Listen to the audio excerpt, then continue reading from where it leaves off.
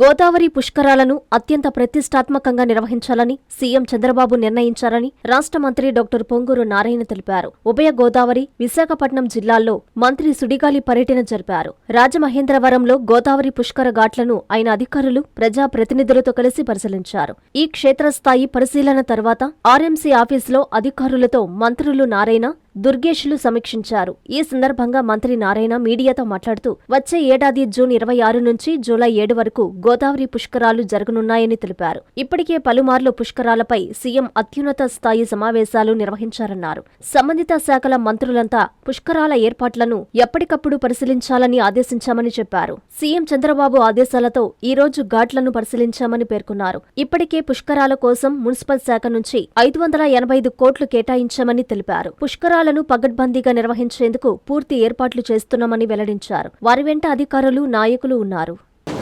గౌరవ ముఖ్యమంత్రి గారు మంత్రులతో ఒక సబ్ కమిటీ వేయటం జరిగింది. ఆ సబ్ కమిటీ అనేక దఫాలు అటు పంచాయతీరాజ్ శాఖ, మున్సిపల్ శాఖ, ఇరిగేషన్ డిపార్ట్మెంటు, పోలీస్ డిపార్ట్మెంటు, అదేవిధంగా ఎండోమెంట్స్ డిపార్ట్మెంటు, ఇట్లా అన్ని శాఖలని R&B అన్ని శాఖలతో సమన్వయంతో కమిటీ ఈరోజు గౌరవ ముఖ్యమంత్రి గారు కూడా 3-4 సార్లు దీని మీద రివ్యూ తీసుకోవడం జరిగింది. అయితే ఈరోజు గత 2014-19లో ఎంతో ఘనంగా యాక్చువల్గా ఈ పుష్కరాలను చేసాము. అయితే అప్పుడు టైం కేవలం 4 నెలల ముందే వర్క్ స్టార్ట్ చేసాం, కేవలం 4 months ముందు. అయితే ఈసారి దీనికి 1 year కంటే ముందే దీని మీద ఒక ప్లాన్ స్టార్ట్ అయింది. ఆల్రెడీ స్టార్ట్ చేశారు. ఎన్విరాన్మెంట్స్ వాళ్ళు అయితే ఆల్మోస్ట్ టెంపుల్స్ అన్నింటినీ వర్క్ స్టార్ట్ చేశారు.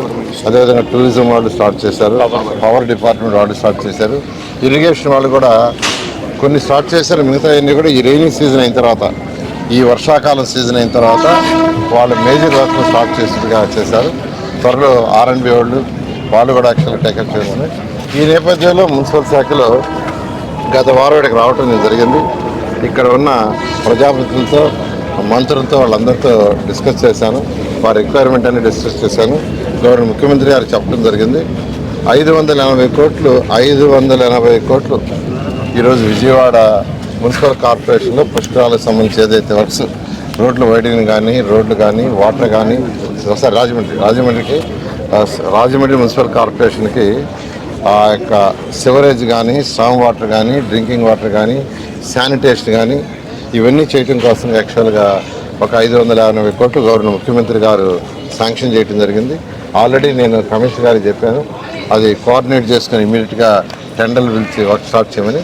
ఈ నేపథ్యంలో ఈరోజు యాక్చువల్గా ఇక్కడికి రావటం, ప్రజాపతితోనూ అధికారులతోనూ యాక్చువల్గా కోటిలింగం ఘాట్ నుంచి ఘాట్లన్నీ యాక్చువల్ పుష్కర ఘాట్ దాకా తిరగటం కొన్ని గమనించాము.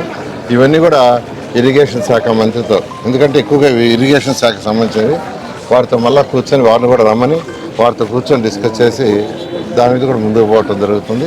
ఈసారి కనీసం పోయినసారి అయితే 4,80,00,000 సుమారుగా వచ్చారని ఎస్టిమేషన్.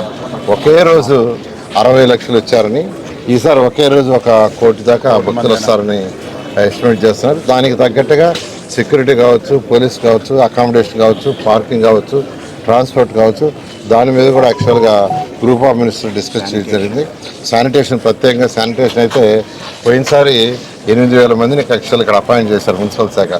ఈసారి 15,000 కావాలని, ఆల్రెడీ 15,000 మంది కావాల్సి వస్తుందని శానిటేషన్ సంబంధించి చెప్పడం జరిగింది. పోలీసు 30,000. ఈ విధంగా దీన్ని యాక్చువల్గా గవర్నర్ ముఖ్యమంత్రి గారి యొక్క ఆధ్వర్యంలో ఇది చేస్తున్నా. ఖచ్చితంగా ఈసారి ఎటువంటి అవాంఛనీయాలు జరగకుండా ఈ పుష్కరాలను ఘనంగా చేయడం జరుగుతుంది.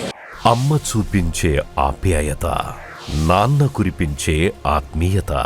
ఎల్లవేళలా నెల్లూరు నారాయణ రెసిడెన్షియల్లో కెరీర్ బేస్డ్ ప్రోగ్రామ్స్ తో స్కిల్ బేస్డ్ స్టూడెంట్స్ గా మార్చడమే లక్ష్యంగా ఈ టెక్నో, ఒలింపియాడ్, సివో స్పార్క్ మరియు మెడి స్పార్క్ వంటి ప్రతిష్టాత్మక ప్రోగ్రామ్స్ తో నెల్లూరులోనే మరెక్కడా లేని విధంగా అత్యుత్తమ శిక్షణ, బెస్ట్ స్టడీ మెటీరియల్ తో, AC డిజిటల్ క్లాస్ రూమ్స్ తో, హెల్దీ అండ్ హైజెనిక్ ఫుడ్ తో, 24 గంటలు మెడికల్ అండ్ సెక్యూరిటీ ఫెసిలిటీస్ తో, స్పోర్ట్స్ అండ్ గేమ్స్ తో పాటు యోగా, జిమ్ మరియు స్పోర్ట్స్ క్లబ్.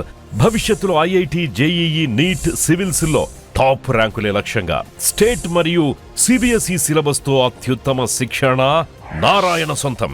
బాలబాలికలకు వేరువేరుగా హాస్టల్ వసతి కలదు. అడ్మిషన్లకై సంప్రదించండి. Narayana residential schools, Dhanalakshmipuram, Nellore.